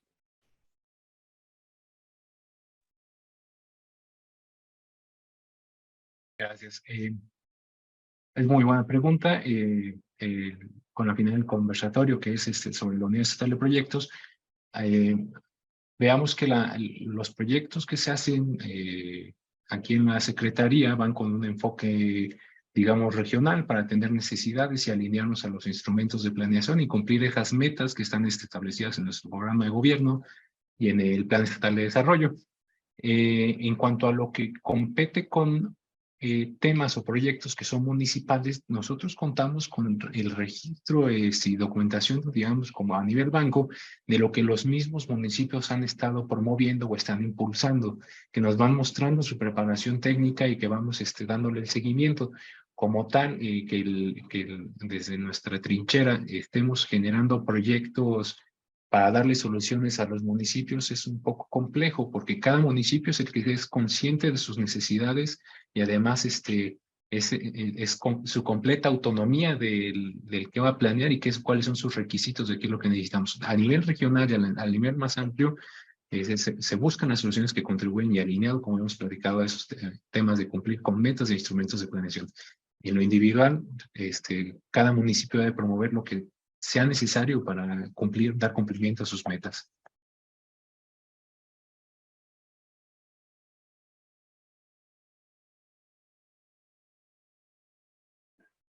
Gracias.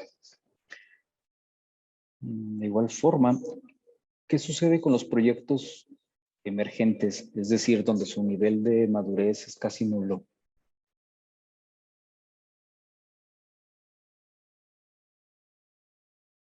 Bueno, en cuanto a proyectos emergentes, la misma normativa tiene su manera de atenderlos, ¿no? Tenemos excepciones, tenemos formas de cómo atender los temas de emergentes. El parámetro es el proyecto emergente, si bien sabemos que su madurez es nula, nosotros entonces tenemos que correr el tema de administrar el riesgo. La manera adecuada de hacerlo, una manera adecuada de hacerlo es afrontar esto con una contratación, por ejemplo, de un proyecto integral que contemple el proyecto ejecutivo previo a la ejecución de la obra que pueda atender esa contingencia. Pero siempre, ¿no? Si es un tema emergente y es un tema de contingencia, lo que tenemos que tener en mente es, bueno, disminuir ese riesgo latente que digamos que está para la ciudadanía como una primera premisa y no dejar de lado todos los aspectos técnico-normativos en la ejecución de cuando lo hacemos.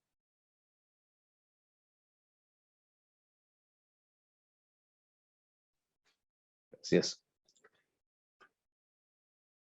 Para el ingeniero Alonso, bueno, también con la participación del ingeniero Pablo, si previamente se realizaron pruebas de laboratorio y resultan vicios ocultos, ¿qué criterios se toman para hacer válida la fianza otorgada? Bueno, si me permiten primero dar una respuesta desde el ámbito técnico. Cuando uno evalúa una obra terminada y resultan deterioros o fallas, lo que uno tiene que hacer es evaluar la obra, pero no desde el punto de vista de si fue el contratista y hasta dónde el contratista tiene la responsabilidad. Uno tiene que evaluar toda la historia de esa obra desde la generación del proyecto. Entonces, necesitamos ir descartando causas desde la etapa de la elaboración de los trabajos de mecánica de suelos, precisamente retomando el asunto de los alcances, ¿no? De los términos de referencia, si se hicieron las pruebas suficientes y necesarias y correctas, y después si esos informes del laboratorio quedó integrado en los planos del proyecto ejecutivo, y también si los planos son congruentes con los conceptos que se contratan en el catálogo. Y entonces ya cuando podemos evaluar hasta qué punto hay influencia de la propuesta técnica en esa etapa de planeación, pues entonces ya nos pasamos a la etapa de la obra. Entonces en la obra tenemos que revisar cuáles fueron las incidencias registradas en bitácora, como documentos del contratista, como observaciones. Pequeño problema. Se está restableciendo. Gracias. ¿Sí se escucha? Sí, ingeniero. Te congelaste un momentito, pero gracias. ya está correcto. Gracias. Bueno, entonces, revisar los registros de obra, ¿no? Obviamente, los reportes de laboratorio. Y hasta que tengamos todo ese panorama histórico analizado, entonces vamos a evaluar el sitio. Y entonces ya podemos determinar si las características que se supone que están contratadas y construidas corresponden con lo que encuentra el laboratorio que va a evaluar. Hasta que se hace todo ese contraste, se puede definir un poquito, bueno, no un poquito, sino con suficiente confianza en qué etapa se ocurrió el factor de mayor influencia para que ocurrieran las fallas. Entonces, vicios ocultos, lo que normalmente entendemos es el contratista hizo las cosas mal, pero desde el punto de vista técnico, nosotros tenemos que darle a la dependencia las herramientas para determinar hasta dónde el contratista dejó de hacer lo que le correspondía, hasta dónde la supervisión, hasta dónde la parte de proyectos, para que entonces la dependencia tome las decisiones con respecto a las fianzas, y esa ya es una parte administrativa, pues que sale del alcance técnico de lo que serían la exploración del laboratorio o los términos de referencia. Entonces, esa parte de la respuesta me gustaría saber si queda suficientemente clara.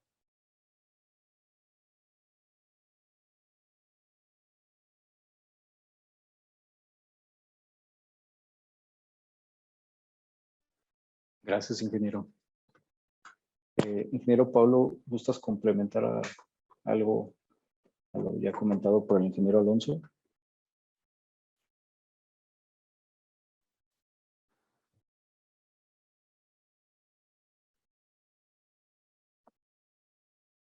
No, aunque fue bastante amplio lo que nos comentó el ingeniero, la verdad. Ok, muchas gracias. En este caso, para la Unidad Estatal de Costos, de Proyectos, perdón, ¿es posible que puedan generar términos de referencia estandarizados? Esto con la intención de ser tomados por parte de los municipios.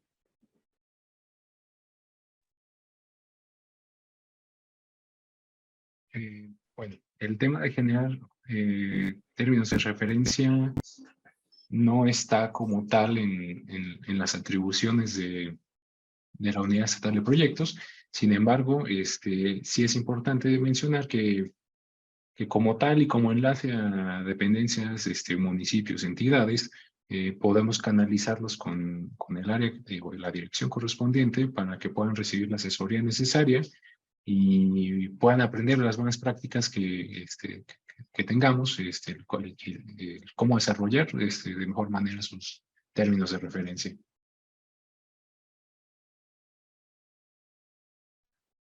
Muchas gracias. Asimismo, ¿cómo determinan si un proyecto será a precios unitarios o a precio alzado?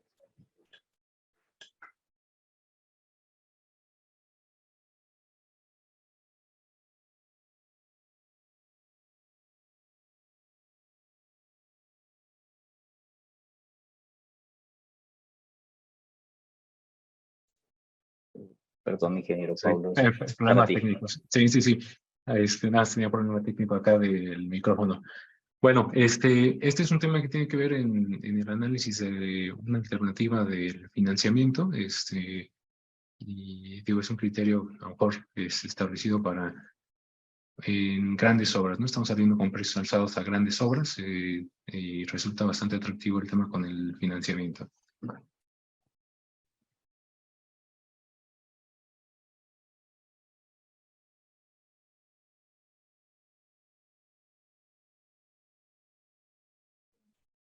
Gracias, ingeniero Paulo. Por el momento ya no hay más preguntas en el chat. No sé si alguien de viva voz desea externar alguna, sino para dar por concluido el evento.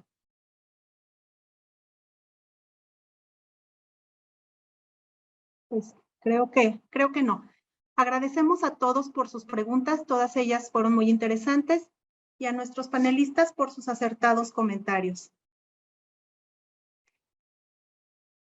El ingeniero José Guadalupe Tarcisio Rodríguez Martínez, titular de la Secretaría de Infraestructura, Conectividad y Movilidad, se disculpa, ya que por cuestiones de agenda no pudo estar con nosotros en este evento. Le mandamos un saludo. Por último, y para concluir este conversatorio y cerrar con broche de oro, como siempre es un honor contar con la presencia del diputado Alfonso Borja Pimentel, presidente de la Comisión de Desarrollo Urbano y Obra Pública del Congreso del Estado de Guanajuato, quien nos dará un mensaje de clausura de este exitoso conversatorio. Adelante, diputado, le cedo el micrófono. Muchas gracias y muy buenos días, ya casi tardes.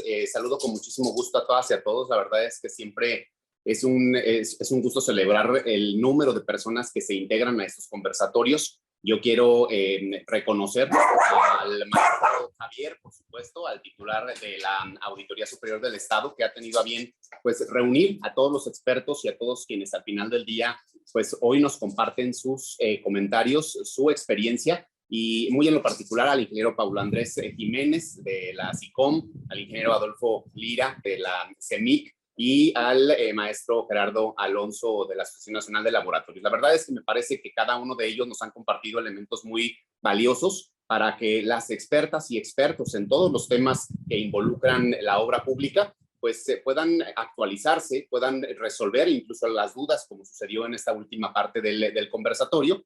Y yo diría desde la trinchera que me corresponde, la del legislativo y la del estar pues en esta escucha activa permanente con las diferentes instancias, agradecer ampliamente para quienes están el día de hoy aquí presentes, por supuesto, este trabajo coordinado y esta vinculación, por supuesto, con el equipo del ingeniero Tarcisio, en este caso con el ingeniero Paulo Andrés en este trabajo que nos ha compartido el día de hoy. Con la CEMIC ni se diga, pues la sociedad civil, la realidad es que está haciendo un gran trabajo de coordinación, aportando, participando en las mesas de trabajo como corresponde y siempre de manera muy puntual, cercanos y haciendo equipo con los gobiernos, tanto del Estado, por supuesto, como con los municipios. Y creo un elemento importante a rescatar, que me quedo pues que para impulsar desde esta trinchera en la que yo me encuentro y que coincidimos, creo yo, desde los comentarios y las últimas dudas que se resolvieron, pues es el seguir, por supuesto, fortaleciendo las instancias municipales en el aspecto técnico, en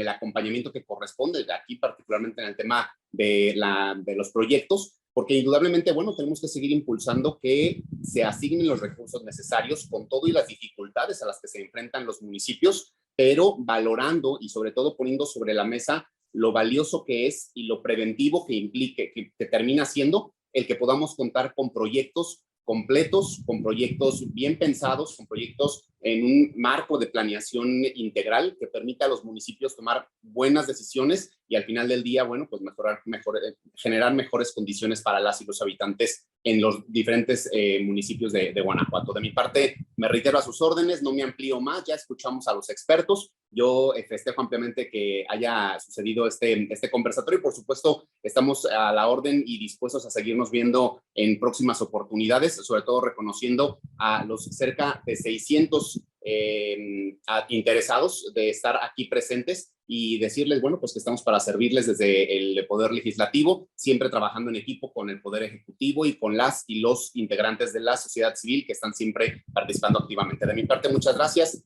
y me permito pues compartir este mensaje de clausura con todas y todos ustedes. Gracias, como siempre, diputado Alfonso Borja, por hacernos este espacio y poder clausurar este evento. La Unidad Estatal de Proyectos permite contar con un banco de información a fin de mejorar las planeaciones y, por ende, ejecutar más y mejores obras públicas y servicios relacionados. Asimismo, contribuye en dar asesorías para tener una adecuada determinación de alcances y términos de referencia, lo cual es crucial en la elaboración de proyectos exitosos. Debemos sentirnos complacidos y honrados de contar con esta Unidad Estatal de Proyectos, lo cual posiciona al Estado de Guanajuato como líder a nivel nacional. Agradecemos el interés y participación de todas y todos ustedes y, por supuesto, en especial, un gran agradecimiento a nuestros excelentes panelistas, quienes nos compartieron sus conocimientos. Los invito a que nos hagan el favor de acompañarnos en el próximo conversatorio a efectuarse el 22 de agosto con el tema laboratorio. Posteriormente les haremos llegar la invitación. Que tengan un excelente día. Hasta pronto.